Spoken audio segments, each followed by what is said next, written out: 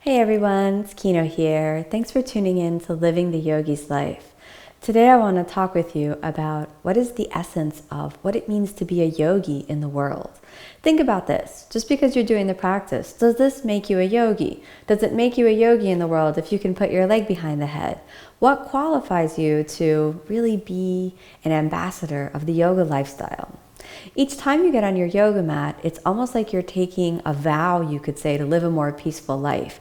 It's what's in your heart that matters. It doesn't matter if you put your leg behind your head. It doesn't matter if you are a particular size or particular shape. It doesn't matter if you can do a rocking handstand. What matters is what's in your heart.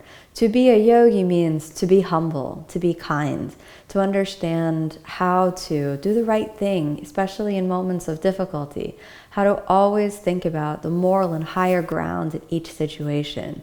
You know in your heart, I believe that each of us, we know it's like we have a window into what it means to live a more peaceful life. We get these glimmers of what that truth is about. And you know in your heart if something feels right, if you're in your integrity. You know it because you get a feeling like your heart sings with joy. It just feels right in every possible way. And it's the best outcome, not just for you, but for everyone in your life. And you also know, I believe that in our hearts, we know when something is out of alignment, when something isn't right, when something brings us out of our integrity. And our fault is when we go for it anyway.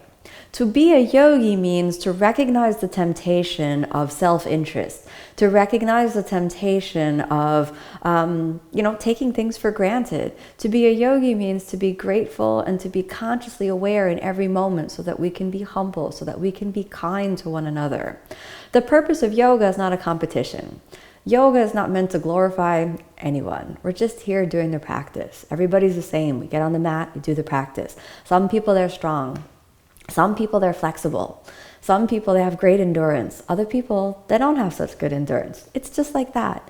No one is better than anyone else. The yoga practice is not a competition. You're not in a competition with anyone else, including yourself. So one day your practice could feel awesome and the next day not so awesome. To be a yogi means to accept that with a peaceful and equanimous mind, regardless of how the practice is going.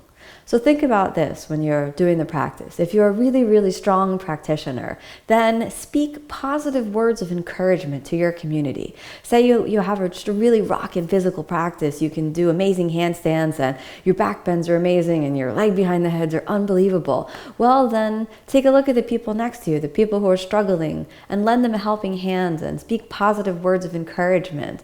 And don't judge yourself for anyone else harshly.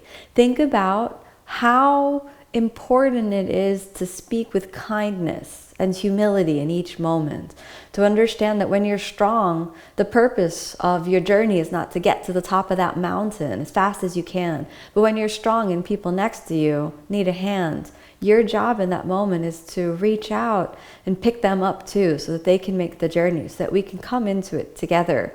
Your mission, if you're blessed with natural strength and natural flexibility in the journey of yoga, is to understand what it means as a spiritual practice. To those whom much is given, much is expected. So if you're not, the more naturally talented you are in the practice, the more responsibility you have to embody the humble, kind heart that is the essence of the spiritual path. So when you go out into your life today, to be a yogi means to speak words of life around you, speak words of encouragement. Recognize that one harsh word spoken even in jest can break someone's heart. We all have such vulnerabilities inside. But one kind word spoken in encouragement and positive reinforcement could give someone the courage to take a bold step forward and believe in themselves. Sometimes because you believe in someone, it gives them the faith to believe in themselves. So being strong in the journey of yoga means having the heart of a yogi. Think about this each time you practice, and never judge yourself by whether or not you can attain the poses, but judge yourself by kindness and humility in your heart. To be a yogi, to be humble, to be kind in every moment of your life. Thank you so much for joining me on the inner tradition of yoga. I hope you're inspired to practice every day. Namaste.